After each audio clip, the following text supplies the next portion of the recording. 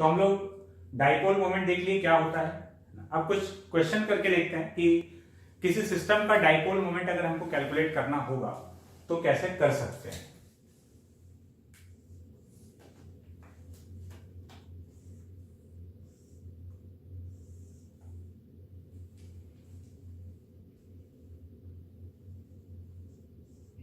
Equilateral triangle, यहां पर Q Q और यहां पर -2Q। Find dipole moment, find dipole moment of the system. इस सिस्टम का हमको डाइपोल मोमेंट बताना है। ठीक है, तो देखो भाई, सबसे पहली बात, क्या ये सिस्टम डाइपोल है? तो भाई सिस्टम का टोटल चार्ज देख लो। इस सिस्टम का टोटल चार्ज 0 है, बिल्कुल 0 है। मतलब जितना पॉजिटिव चार्ज है उतना का उतना नेगेटिव चार्ज है। तो अगर इक्वल एंड ऑपोजिट चार्जेस बराबर बराबर मात्रा में है, इक्वल एंड ऑपोजिट चार्जेस, तो मतलब सिस्टम एक डाइपोल है। एक डाइपोल है मतलब इसमें एक या एक से ज्यादा डाइपोल का कॉम्बिनेशन हो सकता है। तो अब सॉल्व करते हैं। देखो, इस -2Q को हम ऐसे -Q लिख लें तो किसी के पेट में कोई दर्द तो नहीं होने वाला है, बिल्कुल नहीं। -Q हो गया, और यहां से ये -Q और +Q, ये एक डाइपोल दिखा। अरे दिखा क्या ये वाला? और सॉल्यूशन का डायग्राम अलग रखना। अब हम तो इसी पे चालू हो गए हैं, है ना। हमको नोट्स बना के घर ही लेके जाना है, तुमको लेके जाना है ना। क्वेश्चन का डायग्राम, अब ये सॉल्यूशन का डायग्राम चल रहा है। तो ये -Q और +Q, ये एक डाइपोल हो गया। -Q और +Q, ये हो गया दूसरा डाइपोल। ठीक है, तो ये एक डाइपोल, सपोज P, ये दूसरा डाइपोल, ये भी P, सेम, एकदम सेम मैग्नीट्यूड का होगा, एकदम आइडेंटिकल सिचुएशन है। और इक्विलेटरल ट्रायंगल बन रहा है, तो ये एंगल, ये वाला एंगल कितना हो गया? 60 डिग्री। तो दो डाइपोल है एक दूसरे से 60 डिग्री पर, तो नेट डाइपोल मोमेंट इधर जाएगा P नेट, इन दोनों का रिजल्टेंट ले लेते हैं। So P net is equal to √of P² + P² + 2PP cos 60 degree. तो नेट डाइपोल मोमेंट आ गया √3P। √3P और P है दोनों में से किसी भी एक डाइपोल का डाइपोल मोमेंट। जैसे इस डाइपोल का डाइपोल मोमेंट क्या लिखेंगे? एक चार्ज का मैग्नीट्यूड इनटू ये वाला गैप, तो √3QL, ये हो गया इस सिस्टम का डाइपोल मोमेंट। डायरेक्शन ये दिख रहा है। अगर इसको x और इसको y बोलते हैं तो हम बोल सकते हैं कि डाइपोल मोमेंट जो है वो -j में है। ठीक है, हम लोग से खाली यहाँ पे मैग्नीट्यूड का बात कर रहा है, तो हम लोग √3QL बोल देंगे। बात क्लियर है? और क्वेश्चन देखते हैं।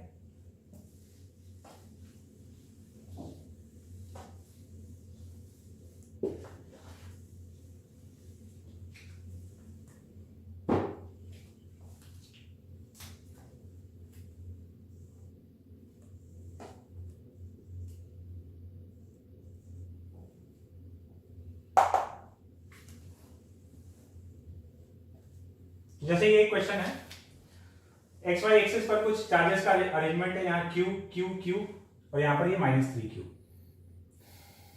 क्वेश्चन यहां पर भी वही है, फाइंड डाइपोल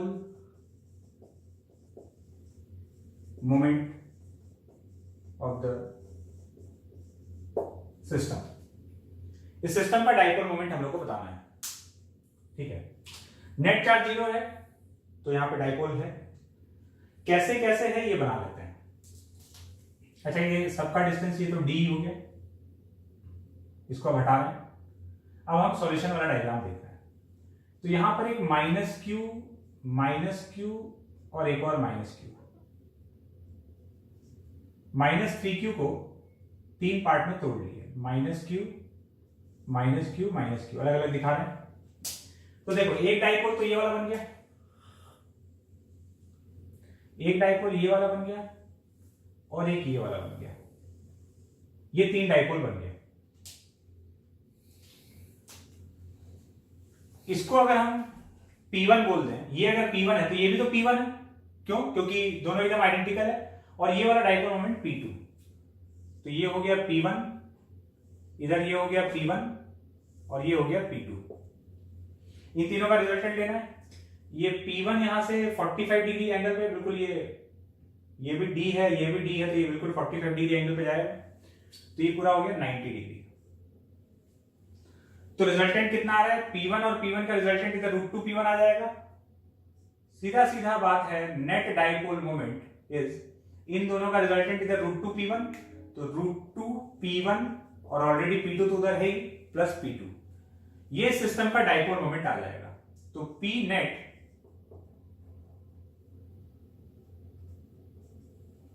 P1 का वैल्यू कितना है? तो P1 का वैल्यू है,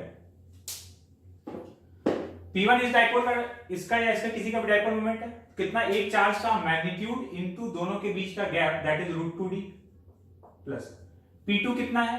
एक चार्ज का मैग्नीट्यूड, P2 ये वाला है, एक चार्ज का मैग्नीट्यूड इनटू दोनों के बीच का गैप, तो एक चार्ज का मैग्नीट्यूड है Q और दोनों के बीच का गैप है 2d, तो ये भी आ गया Q into 2d plus Q into 2d, total 4qd इस सिस्टम का डाइपोल मोमेंट हो गया। और डायरेक्शन किधर आएगा? इस पूरे का रिजल्टेंट ऊपर की तरफ आ रहा है, तो अगर हम नेट डाइपोल मोमेंट लिखने जाएं तो हम ऐसे लिख सकते हैं 4qd j कैप। बात क्लियर है? तो इस तरह से हम लोग डाइपोल मोमेंट कैलकुलेट कर रहे हैं। अच्छा, ये तो अभी डिस्क्रीट सिस्टम का था, मतलब अलग अलग पॉइंट चार्जेस था। कंटिन्यूअस चार्ज अगर दे दिया जाए तो उसका डाइपोल मोमेंट कैसे कैलकुलेट करेंगे, करके देखते हैं।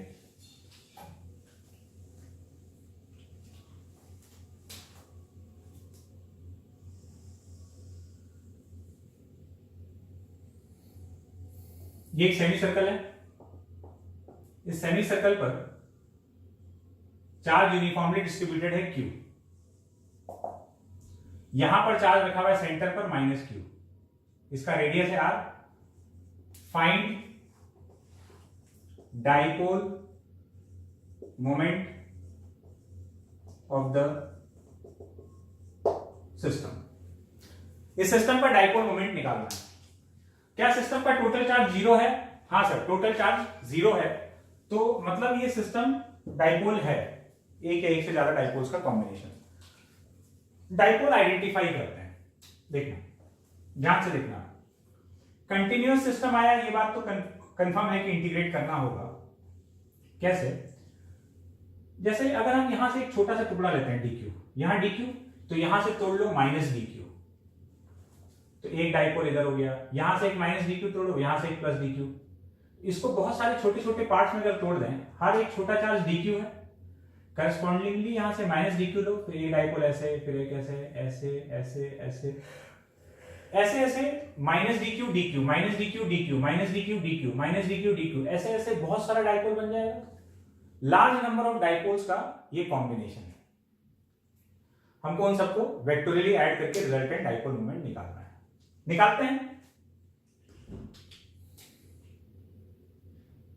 यहां से थीटा एंगल पर डी थीटा एंगल सबटेंड करने वाला एक एलिमेंट ले लिए। इसका लेंथ हो जाएगा आर डी थीटा, इस छोटे से आर्क का लेंथ, और इस पर चार्ज कितना हो गया dq। करस्पॉन्डिंगली यहां पर कितना चार्ज ले लिए -dq, ठीक है। इस एलिमेंट का लेंथ आर डी थीटा, उसका चार्ज है dq। तो अब ये एक डाइपोल बन गया -dq और dq। ये डाइपोल हो गया dp, जो यहां से कितना एंगल बना रहा है हॉरिजॉन्टल से थीटा।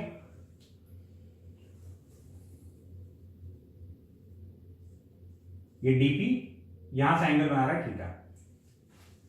अब इसको इंटीग्रेट करना है तो ध्यान रखना ये वेक्टर क्वांटिटी है। वेक्टर क्वांटिटी है तो हमको डायरेक्शन का ध्यान रखना है। हम यहां क्या करेंगे, इसको दो कंपोनेंट्स में तोड़ लेंगे। एक x में कंपोनेंट आएगा dp cos थीटा और y में कंपोनेंट आएगा dp sin थीटा। बात क्लियर है? तो हम लोग क्या करेंगे, x डायरेक्शन का वेक्टर क्वांटिटी, x डायरेक्शन का डाइपोल मोमेंट चाहिए तो किसको इंटीग्रेट करके आ जाएगा, dp cos थीटा को। y डायरेक्शन का डाइपोल मोमेंट चाहिए तो किसको इंटीग्रेट करके आ जाएगा, dp sin थीटा को। तो x का अलग से निकाल लेंगे, y का अलग से निकाल लेंगे और फिर रिजल्टेंट ले लेंगे। फिर से एक चीज देखना, अगर तुम यहां से भी थीटा से एक एलिमेंट लेते हो, दो एलिमेंट क्यों लेते हैं, ये दिखाने के लिए कि देखो कोई एक चीज कैंसिल होने वाला है, उसको इंटीग्रेट करने का जरूरत नहीं है। यहाँ थीटा पर से लोगे तो इसका डायपोल मोमेंट डीपी इधर आएगा, तो उसका एक कंपोनेंट इधर और एक कंपोनेंट इधर आएगा। तो ये एक्स वाला देख रहे हो कैंसिल, उसका उधर गया, इसका इधर गया, सलट जाएगा। कौन सा वाला कंपोनेंट सबका ऐड हो रहा है? Vertical component. तो एक्चुअली में ये डीपी कॉस थीटा को जब हम लोग इंटीग्रेट करेंगे तो ये तो पक्का जीरो होने वाला है। खाली कौन से डायरेक्शन में डायपोल मोमेंट बचेगा? वाई डायरेक्शन में। एक्स वाला कैंसिल हो जाएगा। कैसे पता चला? वही दूसरा एलिमेंट लेके देखे। नहीं तो हम क्या करते हैं, हम दोनों को इंटीग्रेट करते हैं। हम यहां पर दोनों को इंटीग्रेट करके देखते हैं। सबसे पहले तो हम ये डीपी तैयार कर लेते हैं। डीपी का वैल्यू कितना है यहीं पर तैयार कर रहे हैं, देखते रहो। DP, what is DP? एक छोटे से डायपोल का छोटा सा dipole moment dq into r, charge का मैग्नीट्यूड इंटू ये वाला गैप। अच्छा dq क्या है भाई? dq देख लो, dq इस छोटे से एलिमेंट पे चार्ज है, तो dq को हम लोग ऐसे लिखेंगे। अब ये वायर से बना हुआ ऑब्जेक्ट है, तो कौन सा चार्ज डेंसिटी यूज होगा? Linear charge density. तो charge per unit length into इस छोटे से एलिमेंट का लेंथ आर डी थीटा, और lambda charge per unit length किसके बराबर है? टोटल चार्ज है इस पे Q और उसका लेंथ कितना है? पाई आर। तो ये charge per unit length into length of element, तो dq का वैल्यू आ गया q into D theta by पाई। तो dp का वैल्यू तैयार हो गया q r D theta upon pi. ये वाला उठाकर यहां पुट कर दिया, आ गया dp। अब px is integral dp cos theta. अच्छा थीटा का लिमिट कहां से कहां तक जाएगा? थीटा का लिमिट 0 से लेकर 180 डिग्री तक, 0 से लेकर पाई तक। So px is equals to dp cos theta. dp का वैल्यू है q r d theta by pi into cos theta from 0 to pi. Constant वाला सामान बाहर निकाल ले, क्यू आर बाई पाई, अंदर बचा cos theta d theta from 0 to pi. cos theta का integration sin theta, q r by pi. अब calculation है खाली इसमें, sin theta from 0 to pi. तो px का value q r by pi sine pi, upper limit minus lower limit, sine 180 degree minus sine 0 degree. Sine pi भी 0 होता है और साइन 0 भी 0 होता है। तो डाइपोल मोमेंट का एक्स कंपोनेंट क्या आ गया? 0, जो कि आना ही था। अब वाई कंपोनेंट पे देखते हैं, पी वाई। तो पी वाई किसके बराबर? किसको इंटीग्रेट करना होगा? डीपी साइन थीटा को। इंटीग्रल डीपी साइन थीटा, तो कांस्टेंट वाला सामान बाहर आ जाएगा। पहले रख देते हैं क्या क्या है, q r d theta by pi into sine theta. तो p y is q r by pi बाहर आ गया, sine theta d theta from 0 to pi. Sine theta का integration minus cos theta,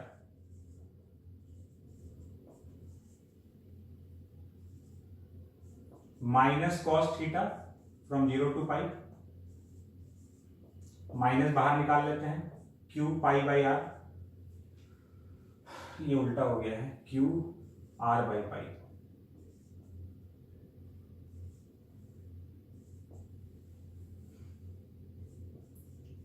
cos pi minus cos 0, ये -1 और ये 1, ये -2 बनने वाला है पूरा, -2 और एक माइनस बाहर है तो +2 हो गया।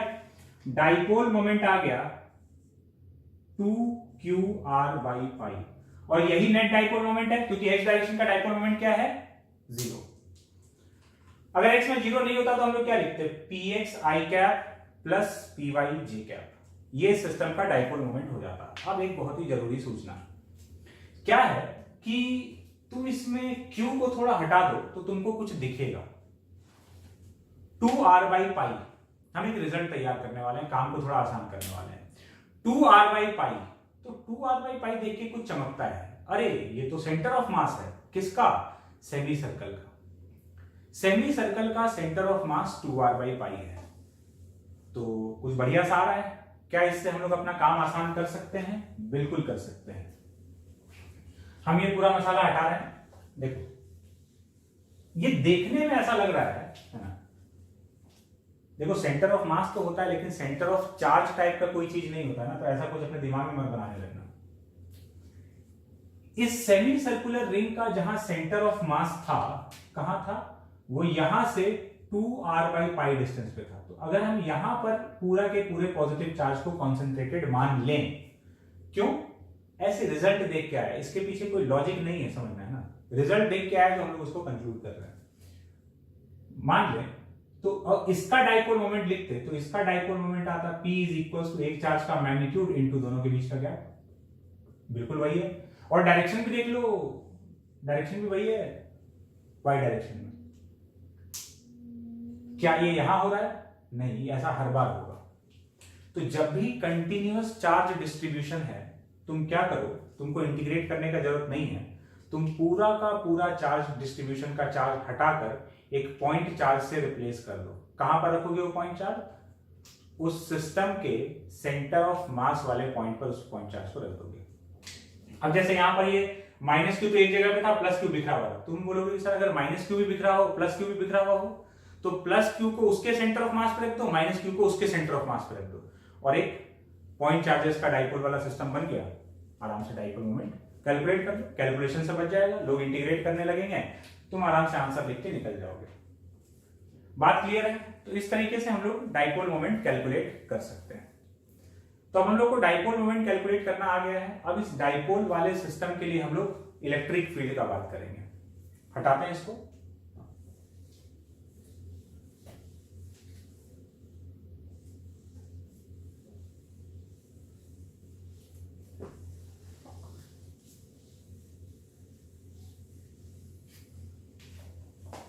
ये भी जो रिजल्ट बताया इसको नोट कर लेना अपने नोट्स में, नोट्स बना रहे हो प्रॉपरली बनाना उसको। Electric field due to a dipole, dipole का इलेक्ट्रिक फील्ड देखते हैं। तो सबसे पहले डाइपोल के एक्सिस पर, अब डाइपोल का एक्सिस क्या है?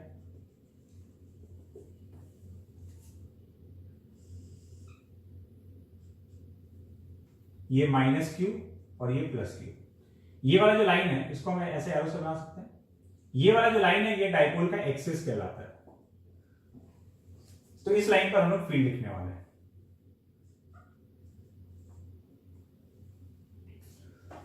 जो दोनों के बीच का गैप है इसको 2a मान लेते हैं सुविधा के लिए।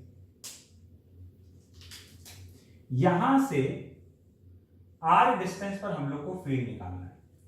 अब डाइपोल के लिए हम लोग जो कैलकुलेशन करने वाले हैं फील्ड का, उसमें हम लोग एक अजम्पशन लेकर चलेंगे। अजम्पशन क्या है? अजम्पशन रहेगा स्मॉल डाइपोल। स्मॉल डाइपोल मतलब जिस जगह पर हम फील्ड देख रहे हैं वो जगह यहां इसके साइज के कंपैरिजन में बहुत बड़ा है। मतलब ये ऐसे बोल लो कि जो डाइपोल का साइज है वो इस डिस्टेंस के कंपैरिजन में बहुत छोटा है। a is much less than r, तो इसको सीधा स्मॉल डाइपोल बोल दिया जाएगा। इसको, इस अजम्पशन को आगे हम लोग कैलकुलेशन में इस्तेमाल करने वाले हैं। फील्ड का डायरेक्शन देखो। अब यहां पर फील्ड लिखना है तो भाई ये क्या डाइपोल क्या है? 2 पॉइंट चार्जेस का सिस्टम है, अलग अलग लिख लेते हैं। दोनों के फील्ड को फिर वेक्टोरियली ऐड कर लेंगे। इस +q की वजह से फील्ड यहां पर इस तरफ रहेगा, अवे फ्रॉम द चार्ज, और -q की वजह से टुवर्ड्स द चार्ज रहेगा। लेकिन फील्ड किसका डोमिनेट करेगा? क्योंकि +q इसके पास में है तो +q का फील्ड डोमिनेट कर रहा होगा उस तरफ। तो यहां पर फील्ड का डायरेक्शन ये आ गया। अच्छा, इधर कोई पॉइंट होता, इधर देखना, यहां अगर कोई पॉइंट होता, ये पूरा एक्सिस है इसका, यहां पर माइनस क्यू का फील्ड यहां पर इस तरफ टुवर्ड्स द चार्ज, और +q का फील्ड उधर। क्योंकि -q पास में है तो -q का फील्ड डोमिनेट करेगा, मतलब इस तरफ। तो अब तुम देखो एक्सिस पर चाहे इधर देखें चाहे इधर देखें, फील्ड का डायरेक्शन सेम आ रहा है। और वो डायरेक्शन क्या है? वो डायरेक्शन वही है जो डाइपोल मोमेंट का डायरेक्शन है। ये डाइपोल मोमेंट इधर एरो बना हुआ है। तो डाइपोल के एक्सिस पर फील्ड का डायरेक्शन क्या है? डाइपोल के एक्सिस पर फील्ड का डायरेक्शन वही है जो डाइपोल मोमेंट का डायरेक्शन है। ठीक है, अब डाइपोल मोमेंट को हम लोग रेफरेंस की तरह यूज कर रहे हैं, बस इसके बीच के पॉइंट्स का बात नहीं करते। डाइपोल का एक्सिस मतलब इसके इधर और उसके उधर। तो फील्ड कहां है? फील्ड एक्सिस पर डाइपोल मोमेंट के डायरेक्शन में है। अब इसके वैल्यू का बात करते हैं। E इज इक्वल्स टू, ये वाला प्लस क्यू यहां से कितने डिस्टेंस पर है? देखो ये पूरा डिस्टेंस यहां से यहां तक का आ रहा है, सेंटर से लेकर यहां तक का, और ये वाला डिस्टेंस ए है, तो ये डिस्टेंस हो गया r माइनस ए, के क्यू अपॉन आर माइनस ए का स्क्वायर। माइनस क्यू का फील्ड यहां पर इस डायरेक्शन में रहेगा तो माइनस कर देंगे, यहां से लेकर माइनस क्यू तक का डिस्टेंस कितना है? R plus a, minus of k q upon r plus a का स्क्वायर। बस अब इसको सिंप्लीफाई कर लेते हैं। के क्यू बाहर आ गया, आर माइनस ए का square into are plus a का स्क्वायर, तो आर प्लस ए का स्क्वायर माइनस आर माइनस ए का स्क्वायर।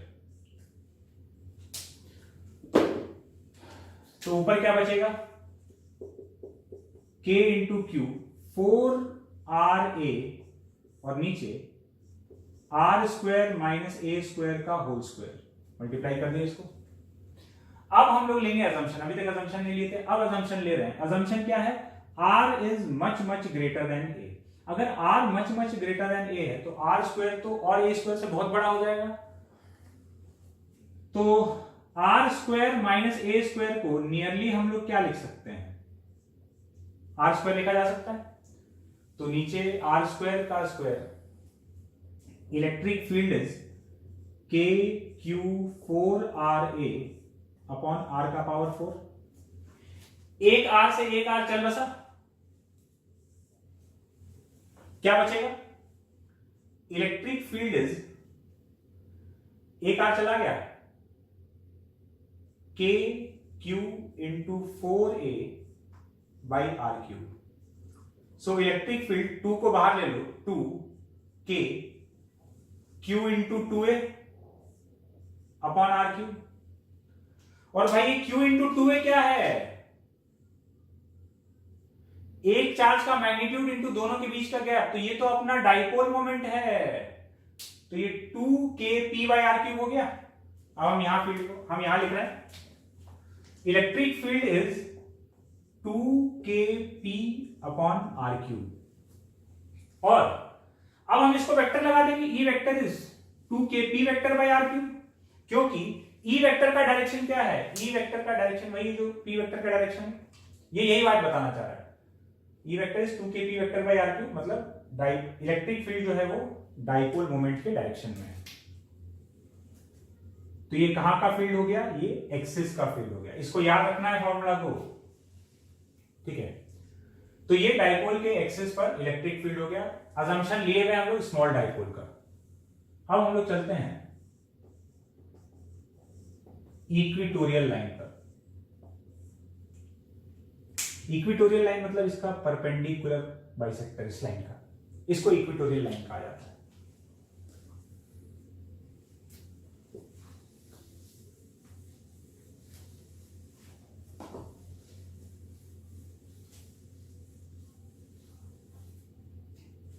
देखते हैं इक्विटोरियल लाइन पर फील्ड का वैल्यू।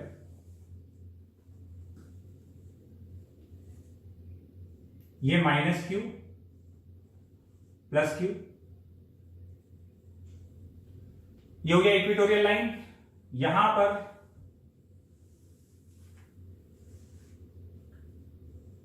ये यहां से r डिस्टेंस पर फील्ड देखना है। And again r is much much greater than a। वो डिस्टेंस जो है डाइपोल के साइज के कंपैरिजन में बहुत ज्यादा है। भले यहां फोटो में दिख रहा हो चाहे नहीं दिख रहा हो, कैलकुलेशन में वो चीज है।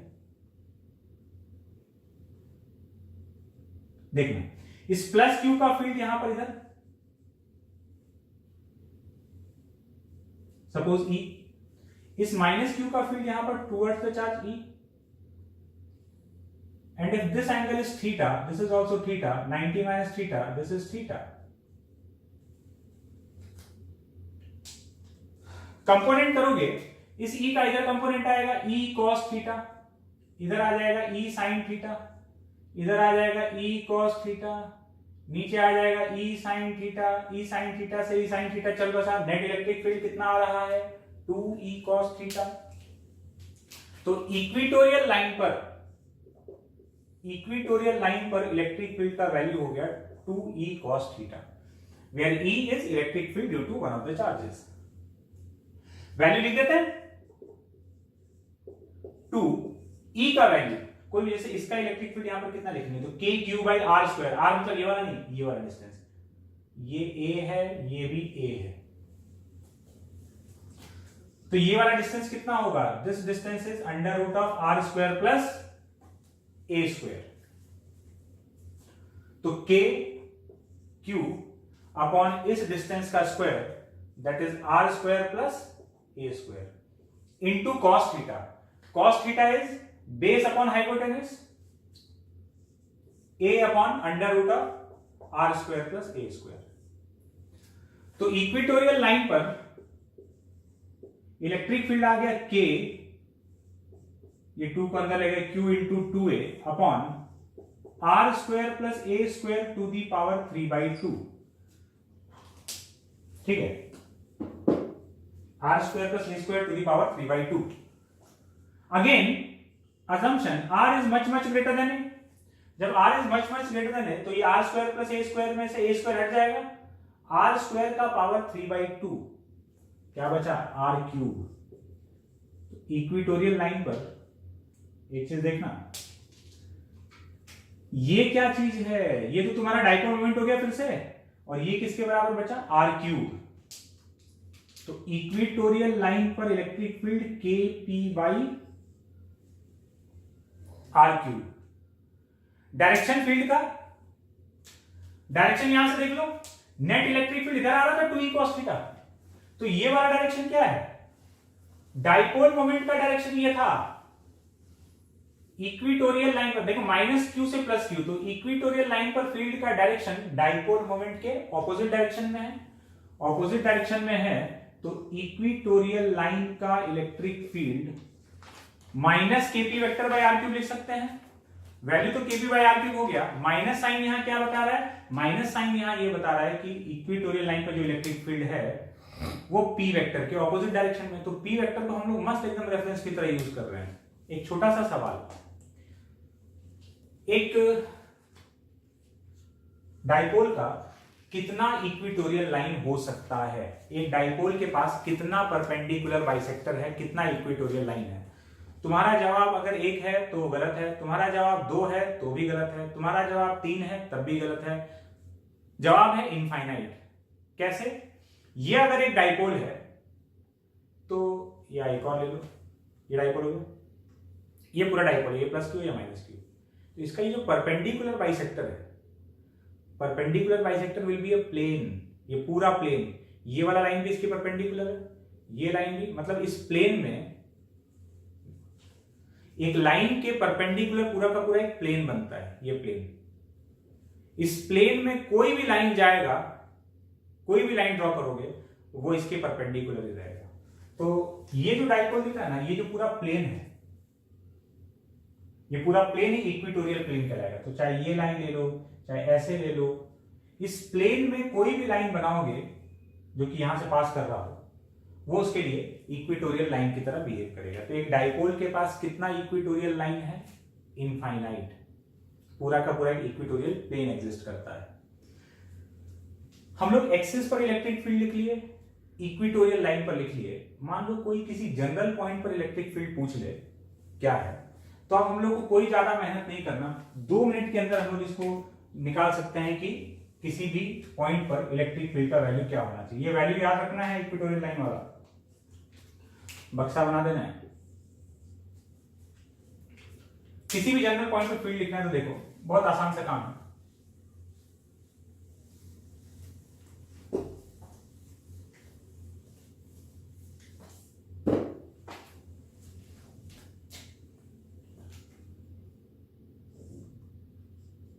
सपोज ये एक डाइपोल है और हम लोग स्मॉल डाइपोल ही मानकर चल रहे हैं।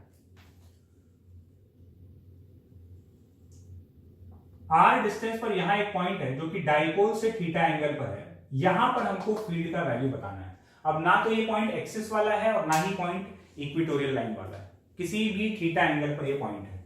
देखो थीटा 0 या 180 हो गया तो ये एक्सिस बन जाएगा, थीटा 90 हो गया तो ये इक्वेटोरियल लाइन बन जाएगा। कैसे इलेक्ट्रिक फील्ड कैलकुलेट कर सकते हैं? तो हम लोग क्या करेंगे, हम लोग डाइपोल मोमेंट का कंपोनेंट कर लेते हैं। देखना हम लोग क्या चालाकी कर रहे हैं। एक कंपोनेंट इधर की है, this is P cos theta, इसको हम बोल दे रहे हैं P1, और एक इसके परपेंडिकुलर आ गया P sin theta, let's call it P2। अब भाई इस पॉइंट को देखो, ये वाला जो पॉइंट है, अब ये डाइपोल नहीं बचा, मेरे पास एक डाइपोल की जगह दो डाइपोल है, dipole P1 and dipole P2। ये वाला पॉइंट, इस डाइपोल के लिए ये वाला पॉइंट एक्सिस वाला पॉइंट हो गया। खाली P1 को देखना, दुनिया में और कुछ नहीं दिख रहा है, खाली ये वाला डाइपोल दिख रहा है P1। इस वाले डाइपोल के लिए एक्सिस वाला पॉइंट है, तो यहां पर फील्ड डाइपोल मोमेंट के डायरेक्शन में रहेगा, तो P1 का फील्ड यहां पर ऐसे आ गया E1। फिर ये वाला जो डाइपोल है, दूसरा डाइपोल जो हम लोग तोड़े थे, इस डाइपोल के लिए ये वाला पॉइंट इक्वेटोरियल लाइन हो गया। कौन सा? डाइपोल P2 के लिए ये परपेंडिकुलर लाइन जा रहा है, तो इस वाले डाइपोल के लिए ये वाला पॉइंट इक्वेटोरियल लाइन वाला पॉइंट हो गया। तो खाली P2 को देखना, P2 की वजह से यहां फील्ड डाइपोल मोमेंट के ऑपोजिट डायरेक्शन में रहेगा, E2।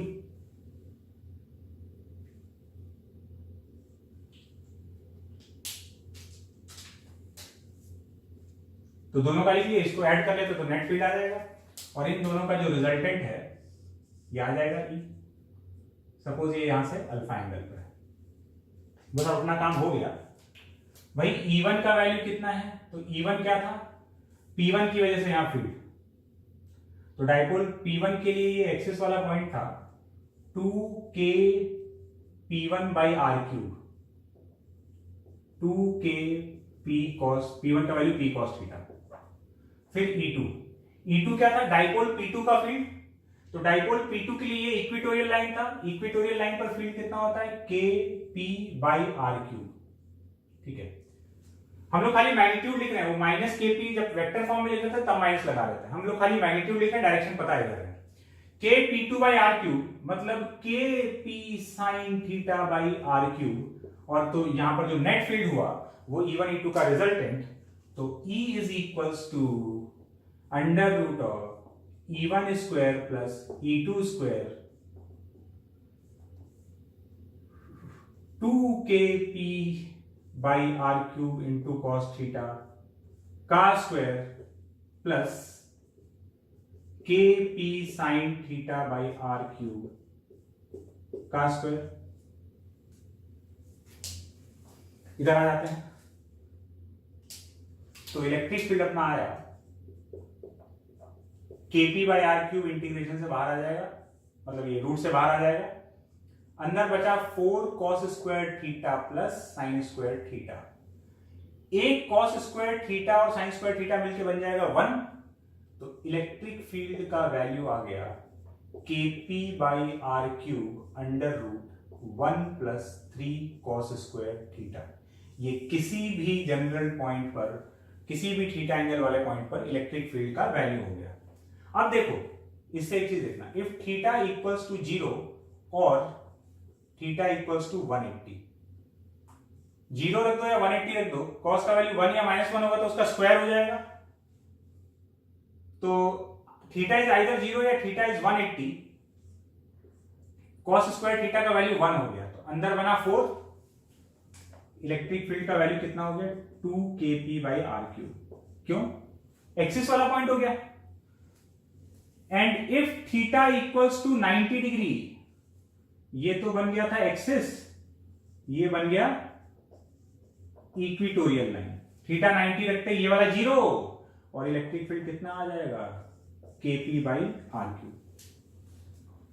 0, 180 और 90, तो किसी भी एंगल के लिए जनरल फॉर्मूला क्या आ गया? kp by r cube under root 1 plus 3 cos square theta. और डायरेक्शन, फील्ड का डायरेक्शन देखना, नेट फील्ड किधर है? नेट फील्ड इस लाइन से अल्फा एंगल पर है, तो डाइपोल से कितने एंगल पर है? डाइपोल से ये लाइन थीटा पर है, और फील्ड इससे अल्फा पर है, तो फील्ड का एंगल इस डायरेक्शन के साथ कितना बन रहा है, थीटा प्लस अल्फा। तो ये तो फील्ड का मैग्नीट्यूड हो गया, और डायरेक्शन क्या है, E at an angle of theta plus alpha from P vector. P vector से थीटा प्लस अल्फा एंगल पर है, जिसमें कि अल्फा क्या है, जो अल्फा हम लोग माने हैं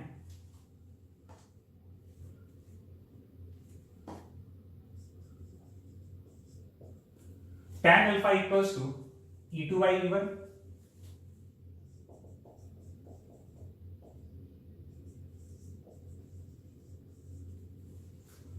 ये E2 E1 का वैल्यू लिखा हुआ है, दोनों को डिवाइड करोगे तो 1/2 tan थीटा आ जाएगा। सो tan alpha is half tan theta.